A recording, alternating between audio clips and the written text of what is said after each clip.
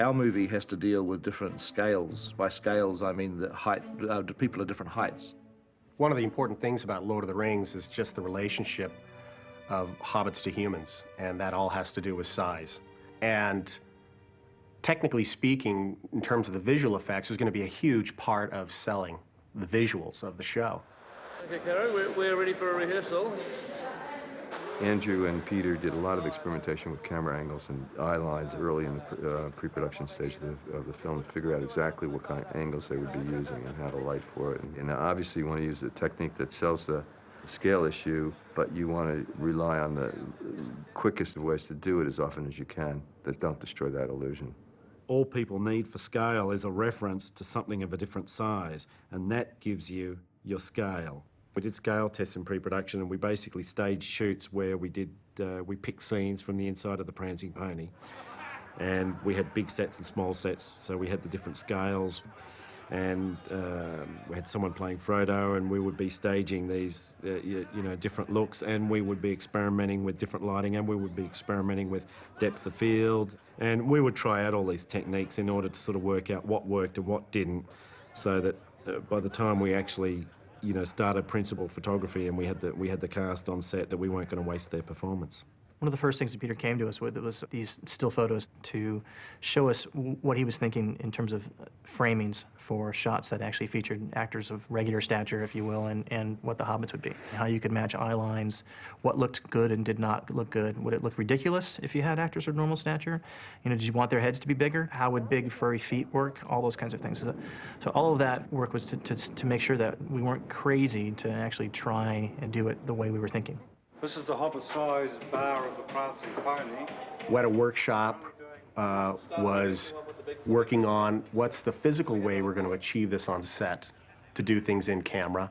And Weta Digital was working on how are we going to be able to shoot elements that we can later manipulate and create the effect.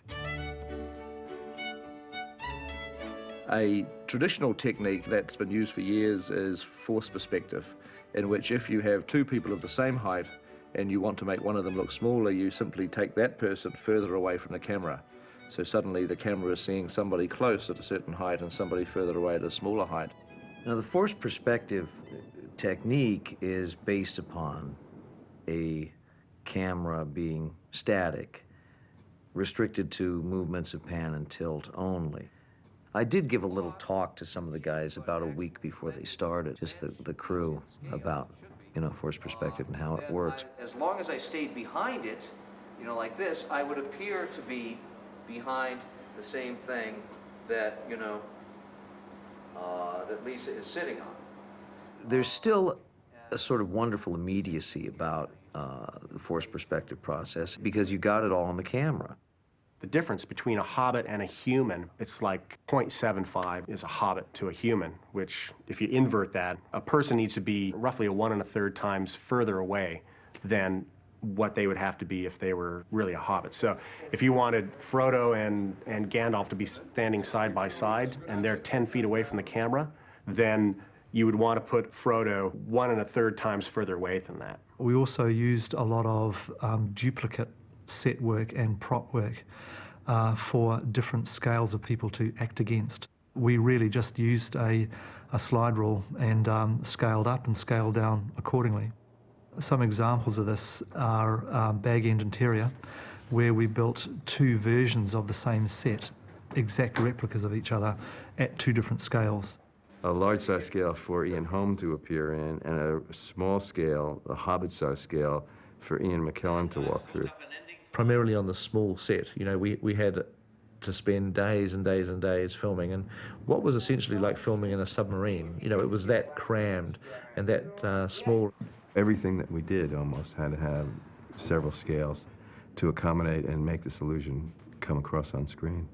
Every book in the bookshelf of Bag End, every piece of parchment, every prop had to be built perfectly replicated at 2 different sizes. You would build Gandalf's cart in 2 different scales, and it also had a force perspective split rig on it so that you could get Gandalf and Frodo sitting side by side, apparently, although in fact Elijah Wood was sitting much further back from the camera than Gandalf, and you just pull the illusion off by the way you stage the scene. Whatever you did, you've been officially labeled a disturber of the peace.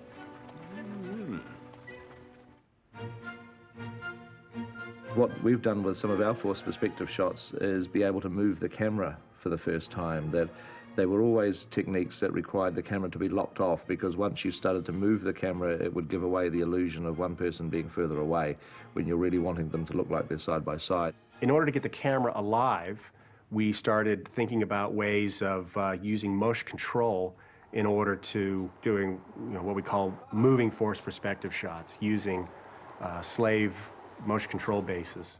You do a motion control move where you have the one actor on a moving platform. So when the camera moves, you're doing your moves all relative. So you're literally sliding the guy along on the floor as your motion control motion control camera is moving along. You have the camera on a motion control dolly, making it move in and out or side to side. But you have another smaller dolly that's electronically hooked to it and does the exact same motion, but sort of in a counter movement. But every time you move one way on one dolly, the other one immediately responds. When you're actually viewing it, you're basically doing a split. And if you're doing a move around, when you do this split, it looks like they're moving in sync with each other. And it's because you're moving the two guys around relative to this moving camera. In the shot where Frodo is pouring tea for Gandalf at a table, and the camera kind of crabs past from one side of the table to the other side. And in that instance, Ian McKellen was actually sitting on a dolly that was actually moving him slightly on a small-scale table with small-scale props. And it was not too far from a full-size table, a Frodo-sized table with larger Frodo-sized props. I've got a look there. For when he's standing? Yeah, but I don't, and I got a look there for when Nigel's sitting. What I don't have is a look when he's crouching, which is the beginning of the shot. Okay, well, we can give you that. We can go back to number ones and make sure that you've got that. Through camera, at one end of the move, everything lines up. When you move to the other end of the track, everything still lines up because that smaller table and Ian McKellen on that other dolly has moved slightly. It's kind of fun to actually build these things and see them in camera. It's wonderful.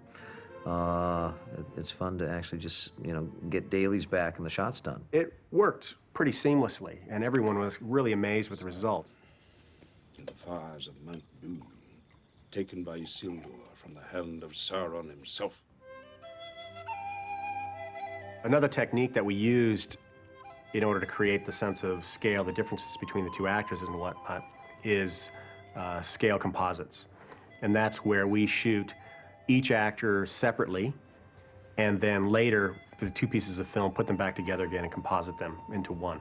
We use blue screen photography so that you could do a pass on one actor with the camera closer to him, and the smaller actor, you could repeat that pass with the camera further away again against the blue screen, and then composite those two images together, or you could shrink one image down in the computer and composite it together. On my axe! I'm the tallest member of the Fellowship. I'm sort of 6'1". So there's this problem of scale. I should be bigger than the hobbits, and yet not as tall as the elf. In a way, it was very fortunate that Gimli was cast. John Rhys Davies played that role because his ratio in size to Elijah Wood and Sean Astin and Billy Boyd and Dominic Monaghan is actually correct. You're doing a multi-pass composite to get the right sizes for the hobbits and Gimli. You could photograph them all at the same time, and you'd only have to photograph separately the humans, Gandalf, Sean Bean, and Viggo Mortensen, in separate passes. So instead of having to do 3 passes for the 3 sizes, you could actually get away with 2 passes. 9 companions. So be it. You shall be the Fellowship of the Ring. Right. Where are we going? And when I first saw a completed bit of the film, which included a Hobbit and me, Ian Holm as Bilbo, half my size apparently on screen, and me, it was only halfway through the scene that I realized that all our trickery had worked and that I just accepted that he had been shrunk or that I'd been magnified. And my heart stopped for a moment, and I thought, not for the first time, but we've made a very good film indeed. Just tea, thank you.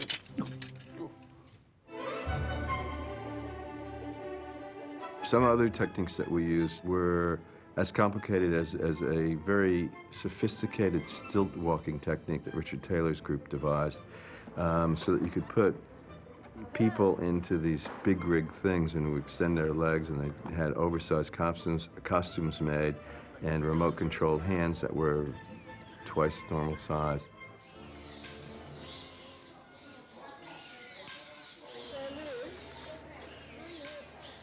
They're worn by very small performers who drive these big rigs around by climbing inside them.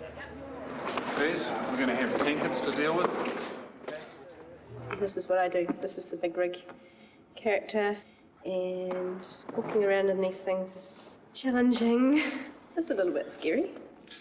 I can handle that. It's like you can never be ready to jump off a cliff. You just have to take a big breath and go for it. So when you go through the streets of Brie, or you go into Brie itself, there are a few big rigs used in that sequence. They could walk through the foreground or the background of a scene and make and be much larger than the Hobbits. Peter was really good at kind of visualizing that and knowing his shots, and knowing that if he's doing a shot where he's looking down in the bar and he has the Hobbits there, he could literally have just guys with big clothes on and big rubber hands walking by, which sounds very corny, and you would never want to do that in a wide shot. But in a tight shot, you're only seeing this much at the patron, and he just walks by. And so, but it still gives you this feeling that guys are walking by and that they're only 3'6" tall.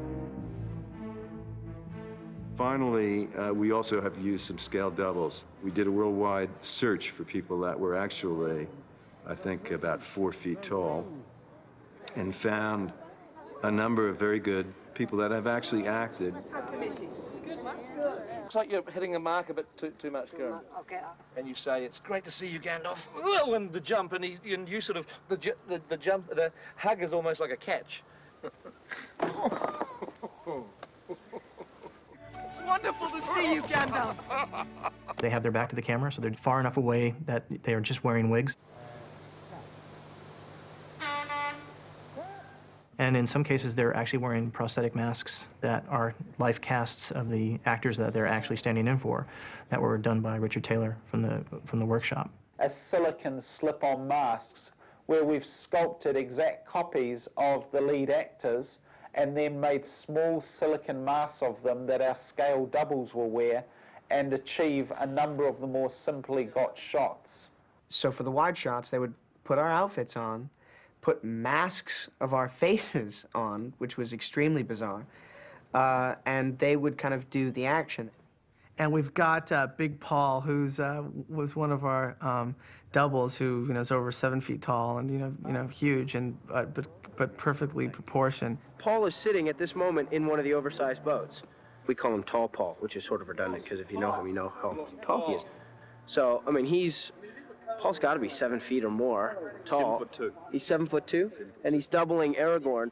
We use them very sparingly in the film, but they also are part of the arsenal that help us create this feeling of size, perspective, and ratio. We did use face replacement in the film. There are a few scenes in the first film where an actor's face has been put on top of another stand-in's body. Frodo carrying him away from the bridge at Khazad-dûm. He's screaming for Gandalf. That's a face replacement shot. Again, a lot of the basic techniques that we're doing have been around in one form or another for a long time. And it's just a matter of, the tools are there. How are you going to use the tools for your situation? What I love is that we employed every trick from like absolute latest state-of-the-art digital technology to, rubber bands, chewing gum, like whatever you could drag out of a hat, all these old sleight of hands. For us, the approach was very much, let's use whatever will work. I think in New Zealand they call it number 8 fencing wire. And they're referring to this sort of sensibility that we do whatever it takes to get the shot. None of this will be noticeable on screen. It will all seem to be just happening in front of your eyes. The whole shot is a moment in a scene where you're just reinforcing on the audience this whole idea of scale in just a slightly gratuitous way, making people go, oh, cool, wow, how did they do that? I think Pete does exactly what Tolkien does, is he mentions that the hobbits are very small, and then he forgets about it for chapter and chapter and chapter, and then it'll come in again, and you don't have to make a big thing of it. And then you do shots like that every now and again just to remind the audience, and then the rest is the audience imagination.